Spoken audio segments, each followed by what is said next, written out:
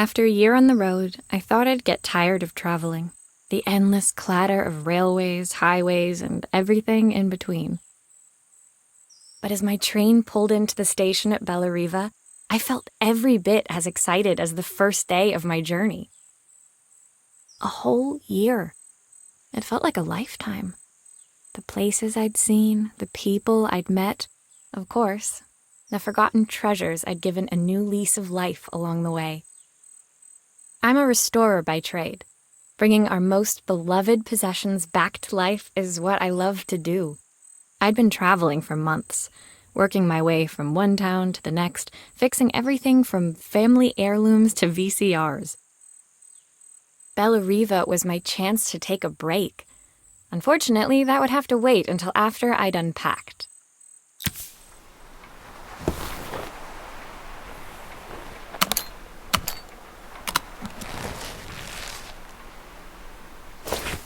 My favorite overalls.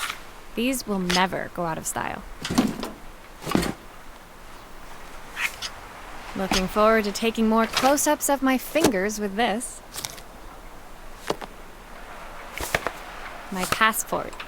Not many blank pages left now. I saw a guitarist wearing these at a show once. Rock and roll repair woman at your service. Finally, I'd made it to Bellariva. I'd come for the food festival, taking place in a few days' time.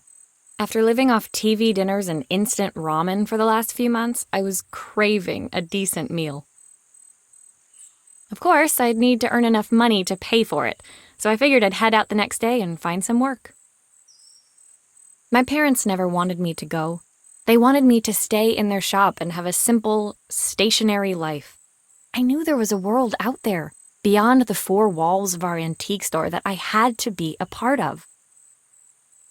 I daydreamed constantly about the weird and wonderful places each of our antiques came from. I loved figuring out their stories, revealing the memories hidden beneath the screws and wires. My story in Bellariva began with a little girl, and a voice she was longing to hear.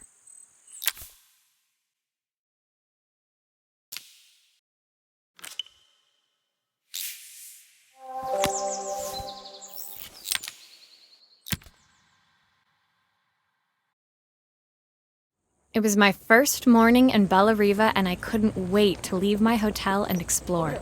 It was a quiet town, its streets and alleyways basking peacefully in the hot morning sun. In the main square, meanwhile, preparations were underway for the festival in a few days' time. As I handed out my flyers, I wondered what the people of Bellariva would need me to fix. So far, everything here seemed perfect. I was starting to worry I'd made a mistake when I felt someone tapping me on the back. Hi, I'm Izzy. Do you know how to fix things?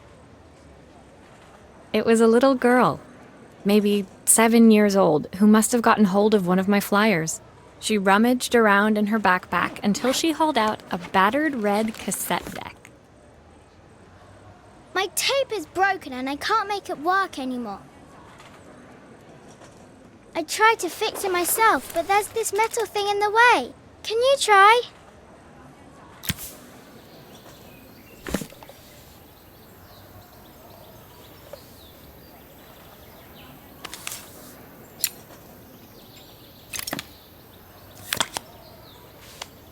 Aha! Those batteries look like they need replacing. Luckily, I have some spares.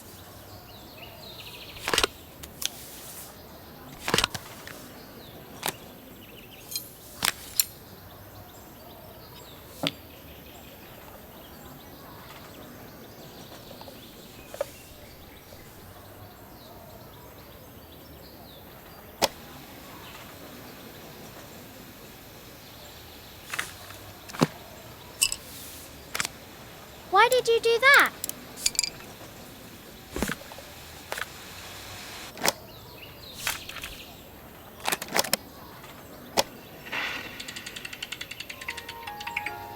Will you dream a dream for me? if I sit by your side and hold you so tight. When it finished, Izzy picked up the tape deck and tucked it carefully into her backpack. Thanks, Maria. You're the best person at fixing things ever. No problem. Who was that singing? They're very good. It's my mum. She's not here anymore. Izzy trailed off. It was the kind of silence a cassette tape would never be enough to fill. When Izzy's friends called for her, she dug deep into her pockets, looking for something to pay me with. Eventually, she produced a grand total of a stick of gum, 3 mismatched buttons, and a yo-yo. I usually preferred a check, but Izzy looked so serious, I wrote out a full receipt. She seemed like a happy kid, but beneath it all, part of her life had been shattered. A part I wouldn't be able to fix.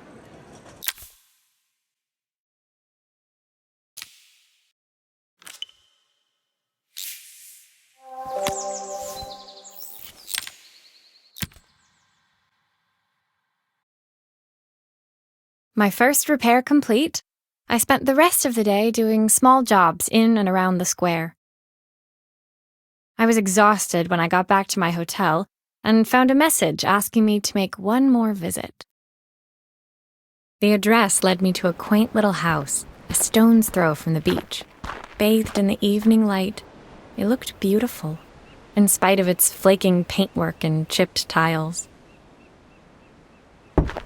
The front door was opened by a harried-looking man, still dressed from a long day at the office. Are you Maria? My name's Joseph. I'm Isabel's father. I'm so sorry she bothered you this morning. Please, come in. I'd like to settle up properly. On the mantelpiece, I saw the remains of a broken statue. Without thinking, I picked up a fragment. Ah, my father's statue. What's left of it, at least.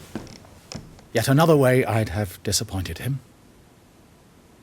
It survived 100 years in this family.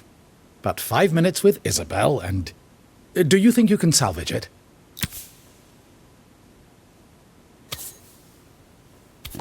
Will you be able to see the glue afterwards? I don't want people seeing the cracks.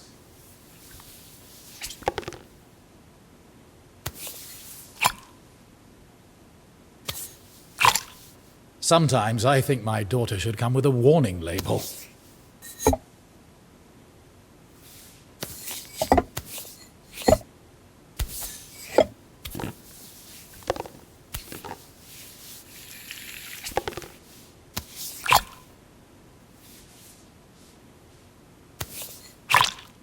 Is this glue really strong enough to hold everything together?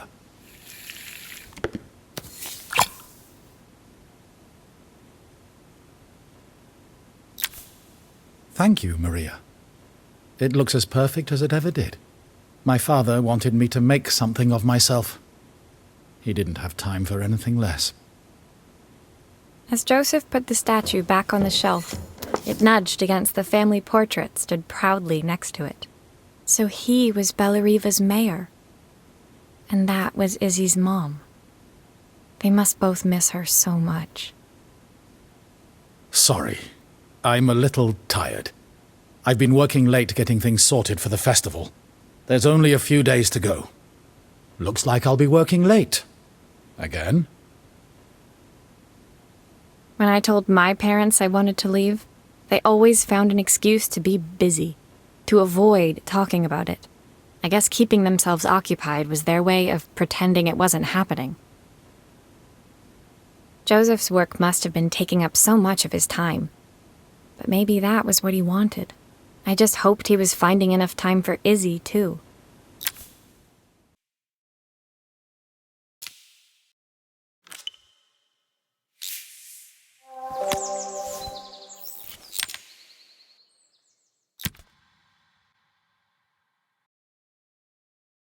My second day in Bellariva dawned bright and clear.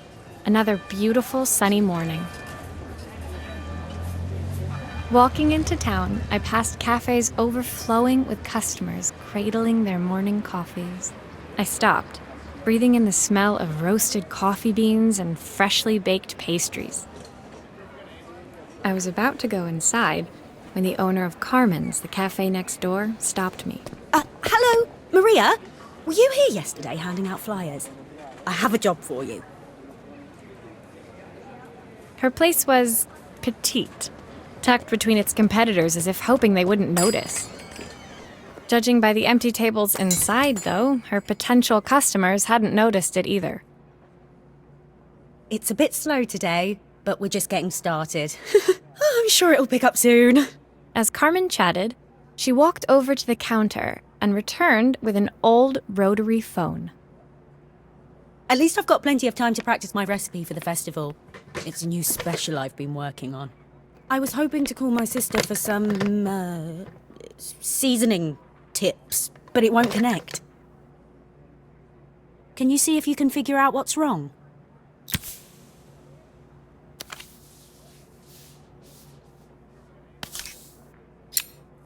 Obviously, we'd normally be much busier than this.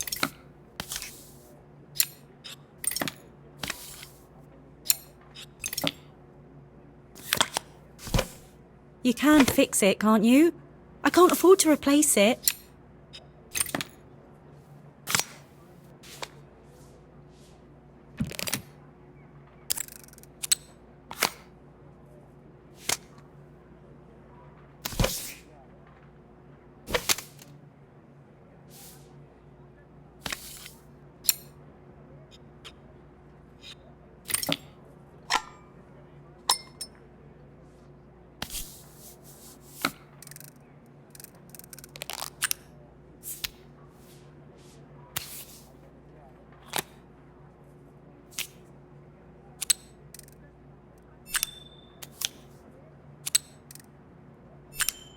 Looks like this new circuit board is all hooked up.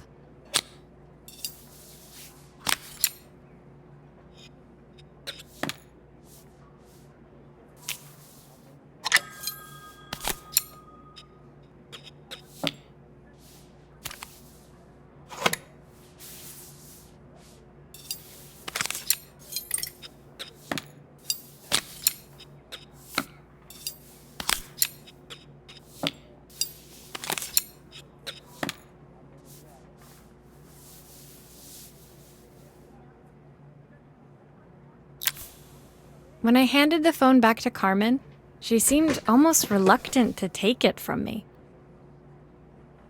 So it's all working now, is it? I don't have to leave it to dry or let it cool down? Nope, it's ready to go. It'll be ringing off the hook in no time. That's if I can pay my phone bill, anyway.